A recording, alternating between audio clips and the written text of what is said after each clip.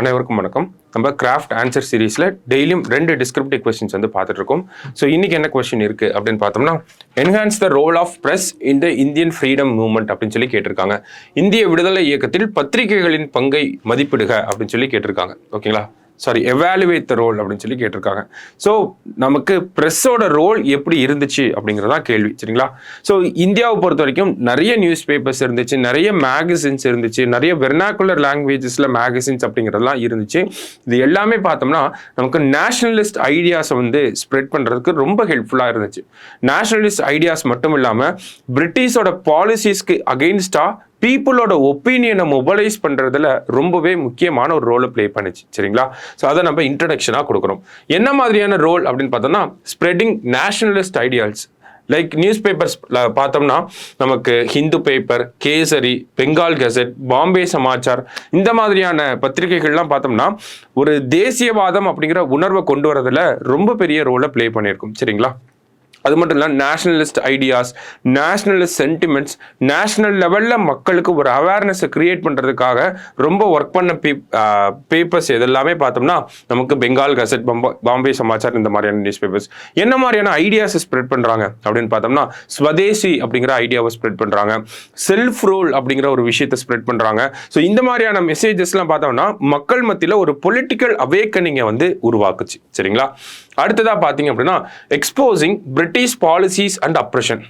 சில நியூஸ் பேப்பர்ஸ்லாம் பார்த்தோம்னா நமக்கு பிரிட்டிஷோட பாலிசிஸை வந்து ரொம்ப கிரிட்டிசைஸ் பண்ணியிருப்பாங்க. பிரிட்டிஷோட எக்கனாமிக் ஆக்டிவிட்டிஸ் அது இந்தியாவுக்கு எந்த மாதிரியான நெகட்டிவ் இம்பாக்டை ஏற்படுத்துது அப்படிங்கிறத சொல்லியிருப்பாங்க. பிரிட்டிஷோட அப்ரெசிவ் லெஜிஸ்லேஷன்ஸ் லைக் ரவுலட் ஆக்டை வந்து அப்போஸ் பண்ணியிருப்பாங்க. பிரிட்டிஷோட administrative functions like partition of பெங்காலை வந்து நமக்கு அப்போஸ் பண்ணியிருப்பாங்க. ஜாலியன் வாலாபாக் மேசக்கரை வந்து அப்போஸ் பண்ணியிருப்பாங்க. இது எல்லாமே பார்த்தோம்னா மக்களுக்கு இந்த செய்திகளை கொண்டு போய் சேர்க்கறது மட்டும் இல்லாமல் மக்கள் மனதில் ஒரு போராட்ட உணர்வையும் கொண்டு வரணும் அப்படிங்கிறதும் ஒரு நோக்கமாக இருந்துச்சு. சரிங்களா, அடுத்ததாக பார்த்தீங்கன்னா மொபைலைசிங் த மாசஸ். இது ரொம்ப ரொம்ப முக்கியமான பாயிண்ட். மொபைலைசிங் த மாசஸ் அப்படிங்கிறத கண்டிப்பாக எழுதியிருக்கணும். ஏன்னா மக்களை வந்து அதிக அளவில் போராட்டத்துக்கு திரட்டுறதுல ஒரு முக்கியமான பங்காற்றுறது எது அப்படின்னு பார்த்தீங்கன்னா இந்த செய்தித்தாள்கள் தான். இப்போ கேசரி, மராத்தா, இது எல்லாமே பார்த்தோம்னா நமக்கு ஸ்வதேசி மூவ்மெண்ட்ல ஒரு முக்கியமான ரோல் பிளே பண்ணியிருக்கோம். ஹோம் ரூல் மூவ்மெண்ட்ல பீப்புளை மொபைலைஸ் பண்றதுக்கு இந்த செய்தித்தாள்கள் ரொம்ப ஒரு முக்கியமான ரோல் பிளே பண்ணியிருக்கோம். ஹோம் ரூல்னா என்ன, அது இந்தியாவுக்கு ஏன் தேவை அப்படிங்கிறத நியூ இந்தியா, இந்த மாதிரியான செய்தித்தாளில் அன்னி வந்து வெளிப்படுத்தியிருப்பாங்க. ஸோ இந்த மாதிரியான கருத்துக்கள் மூலியமா, காந்திஜி அவர்களோட செய்தித்தாள்கள் மூலியமா இதெல்லாமே பார்த்தோம்னா மக்களை வந்து போராட்ட களத்துக்கு கொண்டு வரதுல ஒரு முக்கியமான பங்காற்றி இருக்கும். அடுத்ததாக பார்த்தீங்கன்னா ஸ்ட்ரென்தனிங் பொலிட்டிக்கல் மூவ்மெண்ட்ஸ் அப்படின்னு சொல்லி கொடுத்துருக்காங்க. உதாரணத்துக்கு பார்த்தோம்னா ஹிந்து, ஸ்வராஜ் போன்ற பத்திரிகைகள்லாம் நான் கோஆபரேஷன் மூவ்மெண்ட்டை பிரைஸ் பண்ணி எழுதியிருப்பாங்க. மற்றபடி பார்த்தோம்னா ரெவல்யூஷனரி ஐடியாஸை ஸ்ப்ரெட் பண்ணக்கூடிய யுகாண்டர் மாதிரியான பத்திரிகைகள், நமக்கு பகத்சிங் கூட பார்த்தோம்னா வித்ரோஹி அப்படிங்கிற பேரில் ரெவல்யூஷனரி கருத்துக்களை வந்து சொல்லிட்டு இருந்திருப்பார். ஸோ இந்த மாதிரியான பத்திரிகைகளும் பார்த்தோம்னா ஏதாவது ஒரு வகையில் மக்களை வந்து போராட்ட களத்துக்கு கொண்டு வந்துட்டே தான் இருந்துச்சு. அடுத்ததாக பார்த்தீங்க அப்படின்னா role in revolutionary movements like அதாவது யுகாந்தர், கிரந்தி போன்ற பத்திரிகைகள், பகத்சிங்கோட எழுத்துக்கள், காதர் பார்ட்டியோட காதர் அப்படிங்கிற மேகசின். இந்த காதர் அப்படிங்கிற மேகசின்ல இன்டர்நேஷனல் லெவலில் இந்தியன்ஸை வந்து வெளிநாடுகளில் இருக்கக்கூடிய இந்தியன்ஸும் இந்தியாவோட விடுதலைக்காக போராடணும் அப்படிங்கிற குரலை கொடுத்தது எது அப்படின்னு பார்த்தோம்னா இந்த காதர் அப்படிங்கிற நியூஸ் பேப்பர்லாம். சரிங்களா, அப்போ நார்மலாக மக்களை வந்து போராட்ட களத்துக்குள்ள கொண்டு வராங்க, நேஷனலிஸ்ட் ஐடியாஸை ஸ்ப்ரெட் பண்ணுறாங்க, இந்தியாவுக்கு தேவையான விஷயங்களை பற்றி அந்த இடத்துல சொல்கிறாங்க. அதே மாதிரி பார்த்தோம்னா ரெவல்யூஷனரி ஐடியாஸையுமே ப்ரொமோட் பண்ணிட்டு தான் இருந்தாங்க. சரிங்களா, அடுத்ததாக பார்த்தோம்னா சேலஞ்சிங் பிரிட்டிஷ் சென்சார்ஷிப்.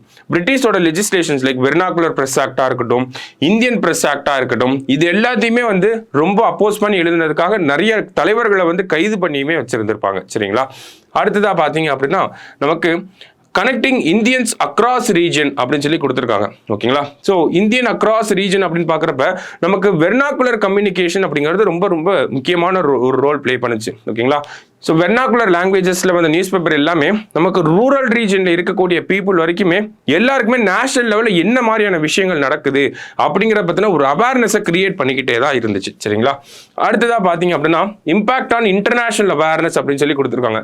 ஸோ நம்மளோட நான் கோஆபரேஷன் மூவ்மெண்ட்டை பற்றி வந்த ஆர்டிகல்ஸ், அந்த சால்ட் சத்தியாகிரகா, சிவில் டிஸ்ஒபீடியன்ஸ் மூவ்மெண்ட்டை பற்றி வந்த ஆர்டிகல்ஸ், குவிட் இந்தியா மூவ்மெண்ட்ல பிரிட்டிஷ் கவர்மெண்டோட சப்ரேஷனை பற்றி எழுதின ஆர்டிகல்ஸ், இது எல்லாமே பார்த்தோம்னா இன்டர்நேஷனல் அட்டென்ஷன் அப்படிங்கிறது கிடைச்சது. இந்த இன்டர்நேஷனல் அட்டென்ஷன் அப்படிங்கிறது இன்டர்நேஷனல் லெவலில் பிரிட்டிஷ் கவர்மெண்ட் மேலே ஒரு ப்ரெஷரை போடுறதுக்கு ரொம்ப ஹெல்ப்ஃபுல்லாக இருந்துச்சு. அது மட்டும் இல்லாமல் ப்ரெஸ் அப்படின்னு வரப்ப நமக்கு ஆசாத் ஹிந்த் ரேடியோவை சொல்லலாம், கிளாண்டஸ்டைன் ரேடியோவை சொல்லலாம், உஷா மேத்தா கொண்டு வந்தது. ஸோ இந்த மாதிரியான விஷயங்களுமே பார்த்தோம்னா நமக்கு பிரிட்டிஷ் கவர்மெண்ட் மேலே ஒரு கான்ஸ்டன்ட்டாக ப்ரெஷர் அப்ளை ஆகிறதுக்கு, பிரிட்டிஷ் கவர்மெண்ட்டை ஸ்க்ரூட்டனைஸ் பண்ணுறதுக்கு, பிரிட்டிஷ் கவர்மெண்ட்டை கான்ஸ்டன்ட்டாக வந்து அந்த செக்ஸ் அண்ட் பேலன்சஸ் அப்படிங்கிறது இருந்துகிட்டே இருக்கிறதுக்கு ரொம்ப ரொம்ப ஒரு முக்கியமான ரோல் ப்ளே பண்ணுச்சு. சரிங்களா? அடுத்தது press as a platform for social reform அப்படின்னு சொல்லி கொடுத்துருக்காங்க. ஸோ நமக்கு national level newspapers, vernacular லாங்குவேஜில் இருக்கக்கூடிய நியூஸ் பேப்பர்ஸ் எல்லாமே பொலிட்டிக்கல் அவேக்கனிங்கை மட்டுமே மக்கள் மனசில் கிரியேட் பண்ணல, சோஷியல் ரிஃபார்ம் அப்படிங்கிறதையுமே ரொம்ப ரொம்ப முக்கியமாக ஒரு விஷயமா பண்ணாங்க. லைக் நவஜீவன், ஹரிஜன் அப்படிங்கிற நியூஸ் பேப்பர், நம்மளோட விடுதலை அப்படிங்கிற நியூஸ் பேப்பர், இது எல்லாமே பார்த்தோம்னா மக்கள் மனதில் ஒரு காஸ்ட் அபாலிஷன் அப்படிங்கிறத பற்றி பேசிச்சு, செல்ஃப் ரெஸ்பெக்ட் அப்படிங்கிறத பற்றி பேசிச்சு, சோஷியல் ஜஸ்டிஸ் அப்படிங்கிற விஷயத்தை பற்றி பேசினாங்க, அன்டச்சபிலிட்டியை வந்து அபாலிஷ் பண்ணணுங்கிற விஷயத்தை பற்றிலாம் பேசினாங்க. இது எல்லாமே பார்த்தோம்னா மக்கள் மனதில் ஒரு தேசத்துக்காக போராடுறப்ப இந்த மாதிரியான தப்புகள் நம்மளாம் பண்ணிட்டு இருக்கோம், இதையுமே நம்ம விட்டுட்டு தான் தேசத்துக்காக போராடணும், இந்த மாதிரியான ஒரு குணத்தை மக்கள் மத்தியில் கொண்டு வந்துச்சு. சரிங்களா? அடுத்ததா பார்த்தோம்னா பிரஸ் அந்த ஃபைனல் ஃபேஸ் ஆஃப் இண்டிபெண்டன்ஸ் அப்படின்னு சொல்லி கொடுத்துருக்காங்க. ஸோ இந்த ஃபைனல் ஃபேஸ் ஆஃப் இண்டிபெண்டன்ஸ்ல குவிட் இந்தியா மூவ்மெண்ட் அப்பெல்லாம் பார்த்தோம்னா ரொம்ப ஹெவி சென்சார்ஷிப் அப்படிங்கிறது இருக்கும், அரசாங்கத்துக்கு எதிராக எதுவுமே எழுத முடியாத அளவில் இருக்கும். அப்பதான் என்ன ஆகுது அப்படின்னு பார்த்தா இந்த கிளாண்டஸ்டைன் ரேடியோலாம் நமக்கு உள்ள வருது. ஓகேங்களா? கிளாண்டஸ்டைன் அப்படின்னா சீக்ரெட் அப்படின்னு அர்த்தம். ஓகேங்களா? சீக்ரெட்டா ப்ராட்காஸ்ட் பண்றது, மக்கள் மத்தியில் இந்த மாதிரியான விஷயங்கள் நடந்துருச்சு அப்படிங்கிறத சொல்றது, இந்த மாதிரியான விஷயங்களை பத்தி பேசுறது.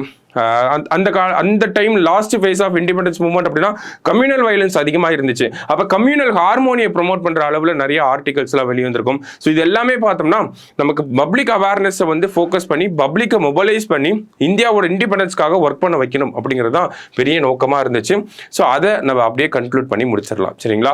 ஸோ இந்த கொஸ்டினை பொறுத்த வரைக்கும் பார்த்தோம்னா ப்ரெஸ் என்ன மாதிரியான ஒரு ரோல் பிளே பண்ணாங்க அப்படிங்கிறது தான். சரிங்களா? கொஞ்சம் யோசிச்சோம் அப்படின்னா நிறைய பாயிண்ட் வந்து நம்மளால கொடுக்க முடியும். ஸோ இதில் இருக்கிறது ஒரு பெர்ஸ்பெக்டிவ் மட்டும்தான். இதே மாதிரியான பெர்ஸ்பெக்டிவ்ல நீங்களுமே ஒரு ஆன்சரை ட்ரை பண்ணி பாருங்க. சரியா? இதே மாதிரி இன்னும் 2 கொஸ்டின்ல மீட் பண்ணலாம். தேங்க்யூ.